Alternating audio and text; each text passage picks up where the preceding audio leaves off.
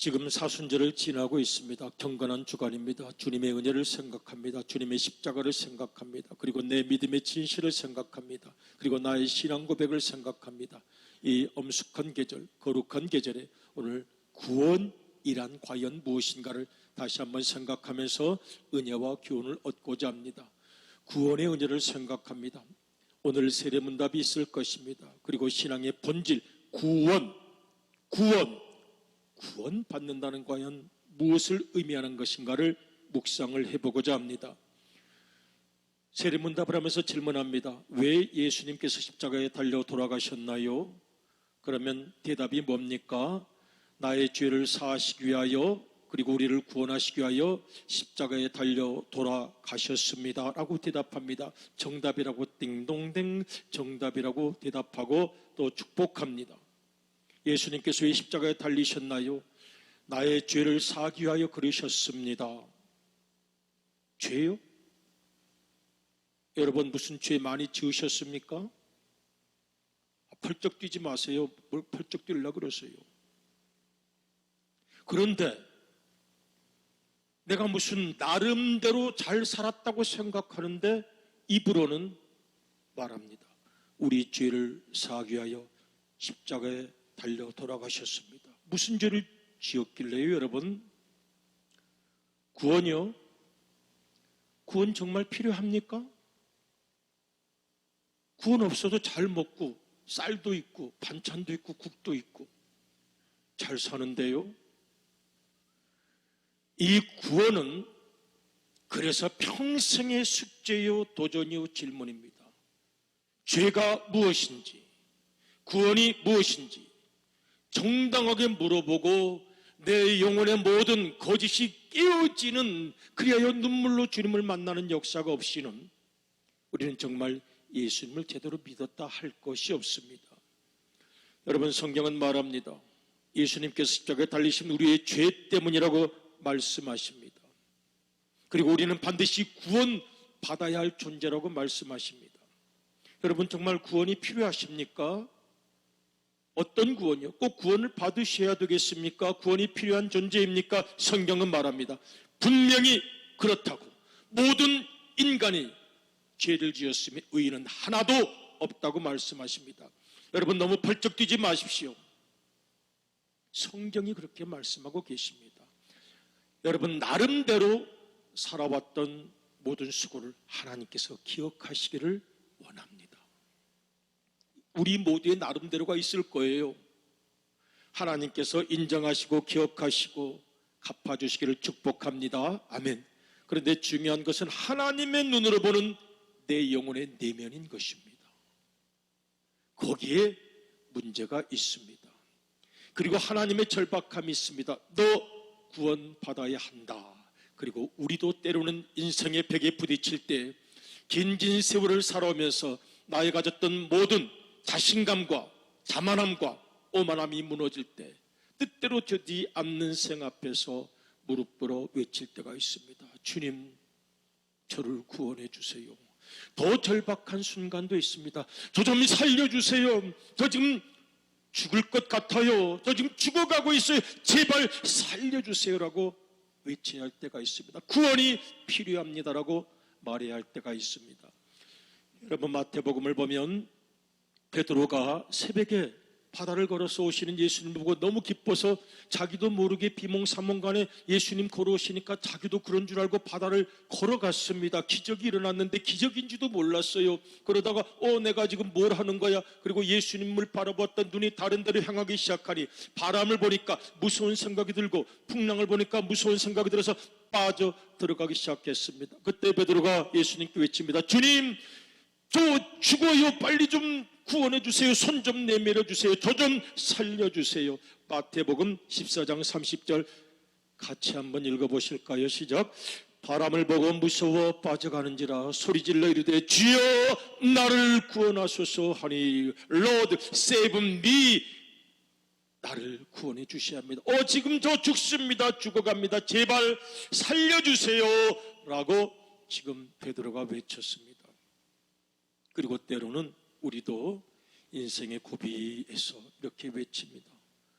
그러지 않기를 원합니다마는 때로는 중환자실에 들어가야 할 때도 있을 것이고, 때로는 생각지 않은 생의 무너짐을 경험할 때도 있을 것이고, 내 힘으로는 어쩔 수 없는 인생의 벽을 경험할 때가 있을지 모릅니다. 그때 우리도 베드로처럼 외쳐야 할지 모릅니다. 주님, 저를 구원해 주세요.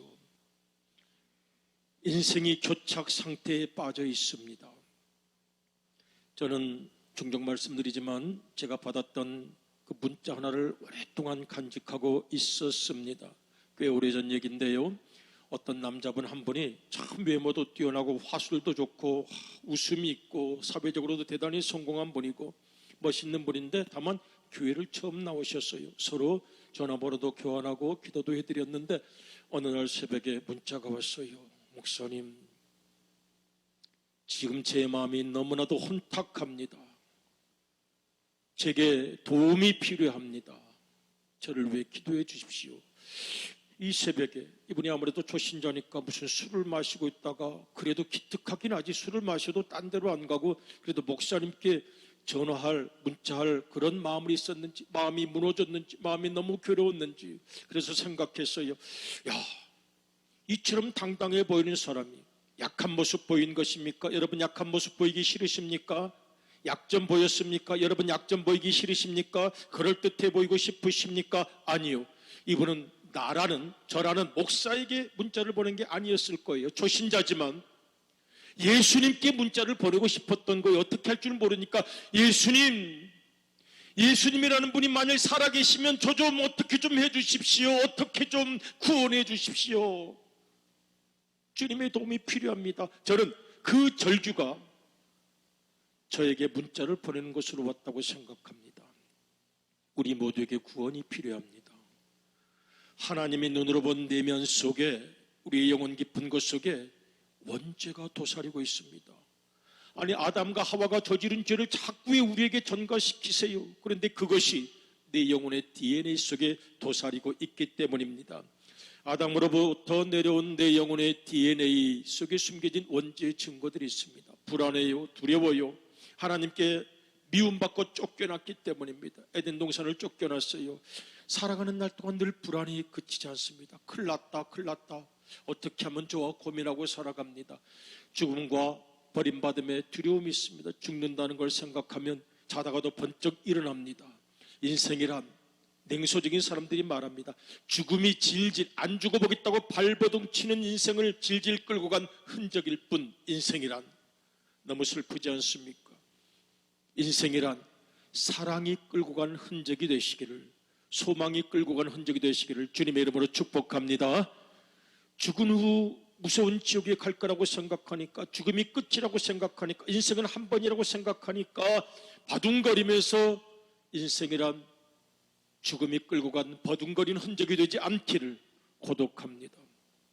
삶의 뜻과 이유를 상실합니다.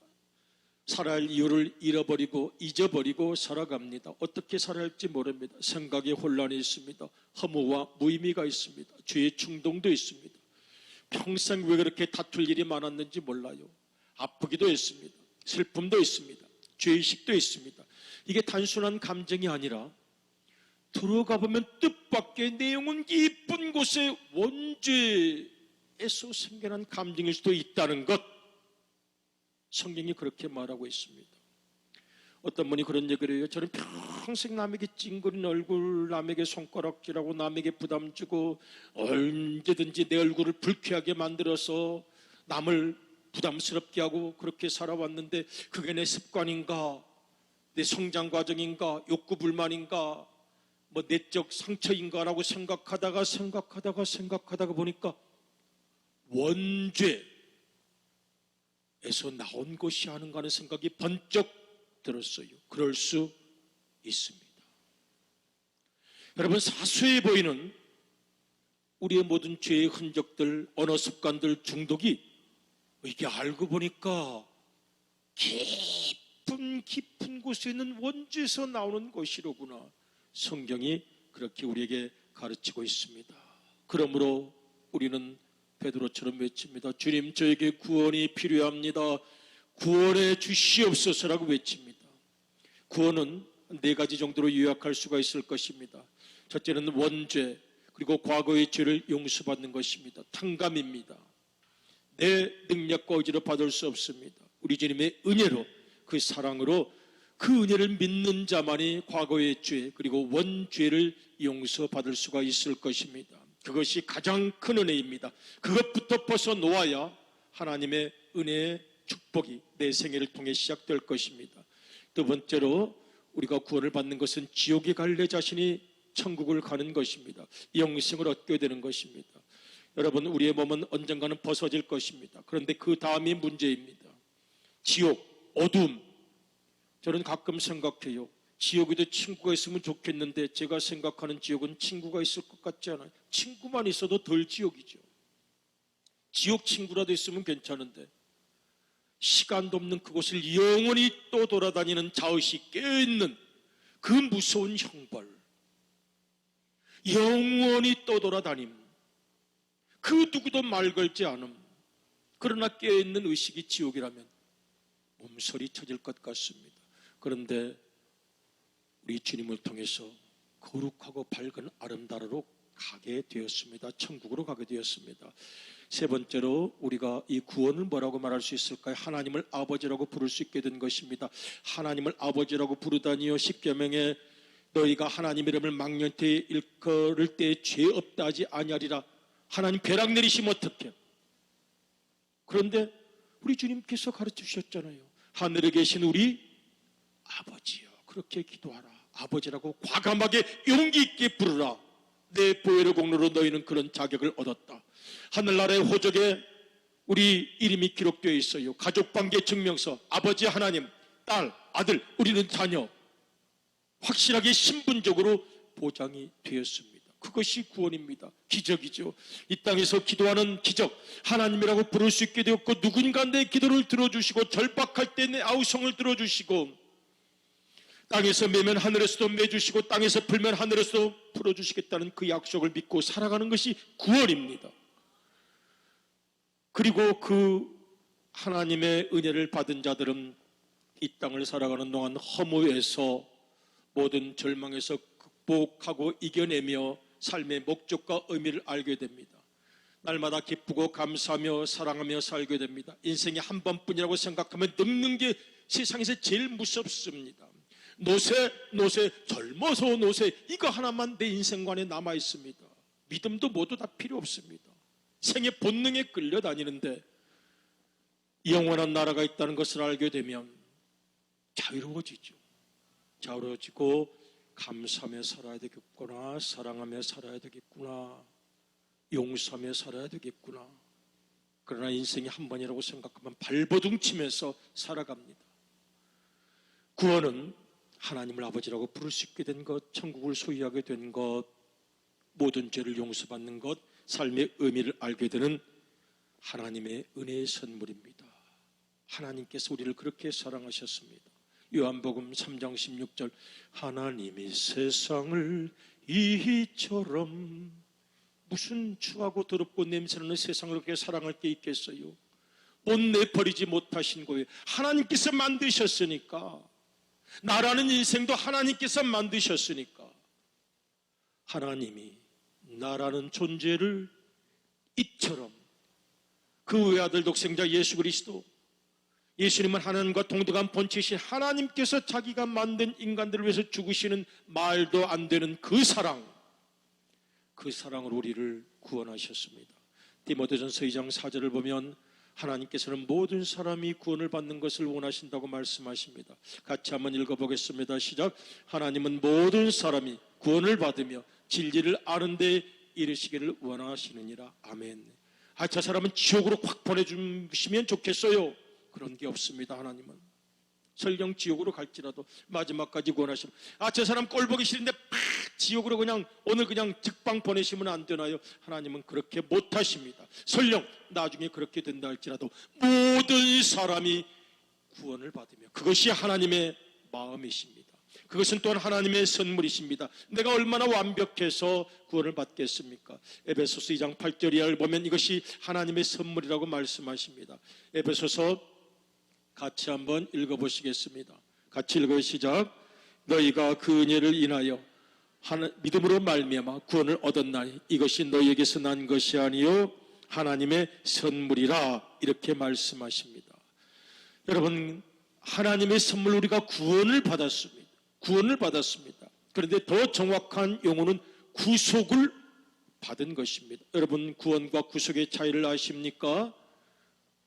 구원과 구속 차이가 있습니다. 구속, 여기서 속은 대가를 치르고 구원받는 것을 의미합니다. 대가를 치르고 구원을 받는 것을 의미하는데, 제가 초등학교 때 구속함을 받은 우리 어찌 찬양할까, 그러면 어린 초등학교 시절에 구속 쳤거든. 그래서 유치장에 들어가면은 찬양을 해야 되나? 왜 하나님께서 우리를 유치장에 집어넣으시나? 제가 어린 시절이니까 그래서요.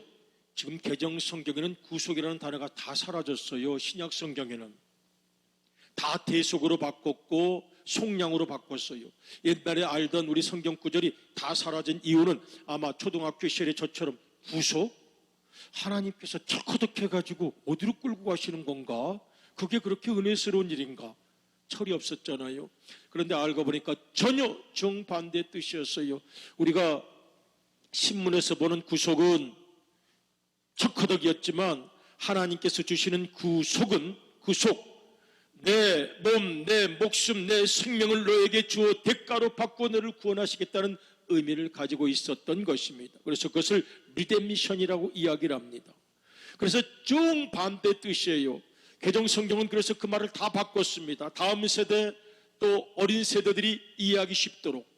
그런데 생각하면요, 정반대 뜻이 같았어요. 나중에 제가 생각했어요.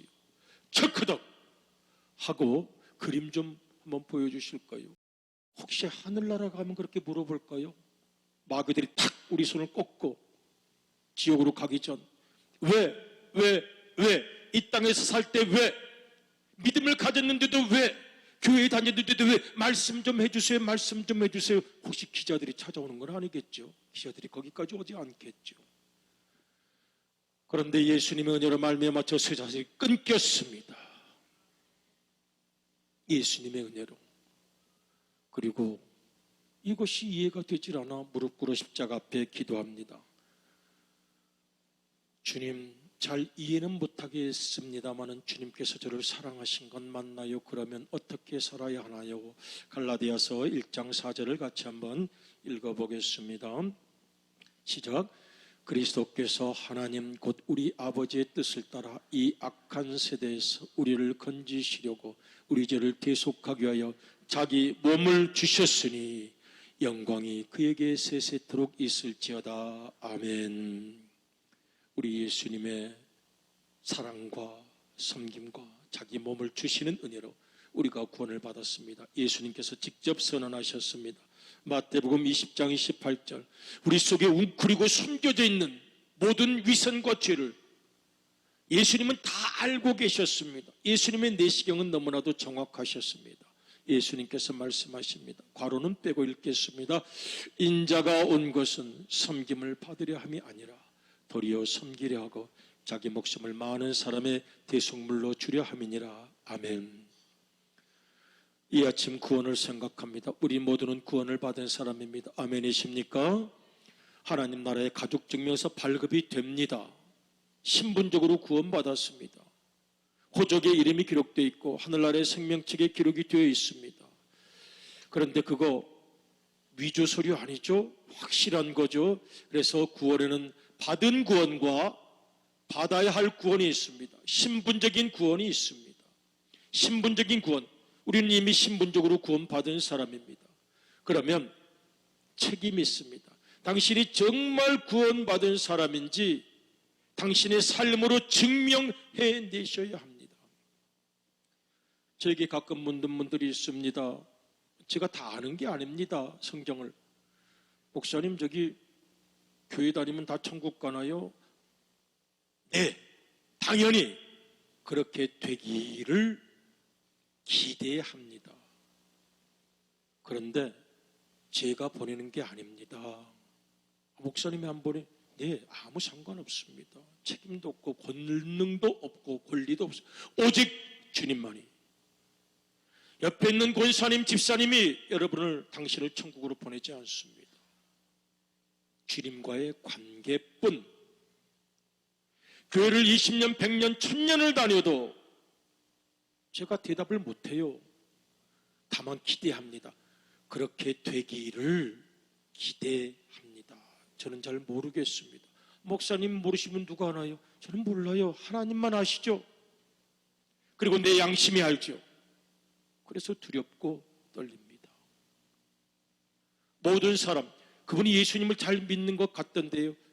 잘 믿는 것 같기 때문에 반드시 천국 갈 줄로 믿고 기대하고 소망합니다만은 주님께서 마지막 결정하실 것입니다. 여러분, 이 선언이 무섭게 들려지십니까?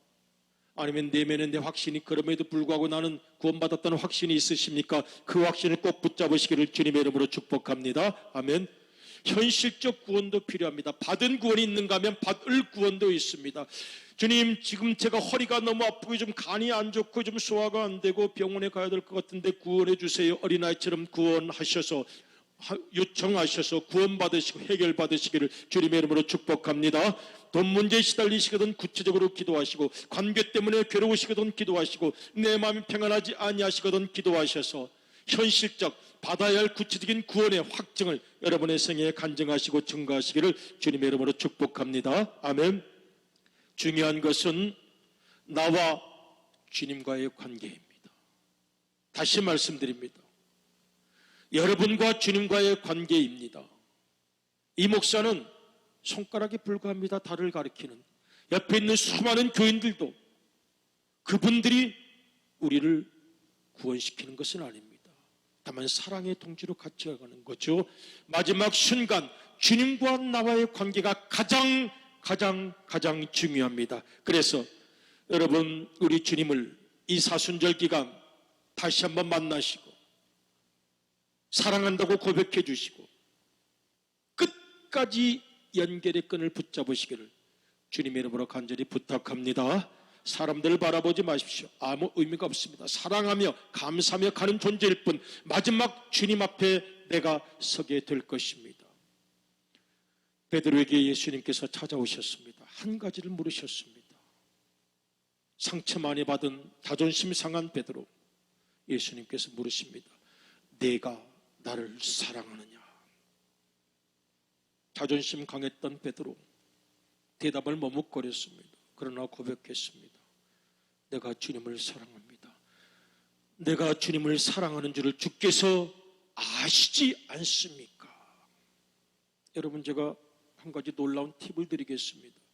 여러분, 만일 하늘나라에 갔는데 예수님께서 이미 나를 포기하시고 나에 대한 마음을 접어버리셨어요.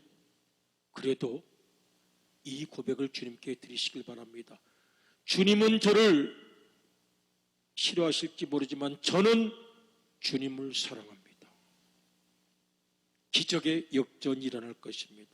주님께서 우리의 사랑을 기다리고 계십니다. 한번 고백해 보겠습니다. 같이 읽겠습니다. 시작. 예수님, 내가 예수님을 사랑합니다. 읽는 게 아니죠. 고백해야죠. 한 번 더 하겠습니다. 예수님, 내가 예수님을 사랑합니다. 그리고 이것이 마지막 유언 같은 고백이 되어야 합니다. 한번 내 영혼을 담아서 이 고백 주님께 드리기 원합니다. 같이 고백해요. 예수님, 내가 예수님을 사랑합니다. 영원히. 그럼에도 불구하고 영원히 이 고백을 끝까지 붙잡고 구원의 은혜를 우리의 삶에서 또 영원한 나라에서 경험하시는 우리 모두가 되시기를 주님의 이름으로 축복합니다.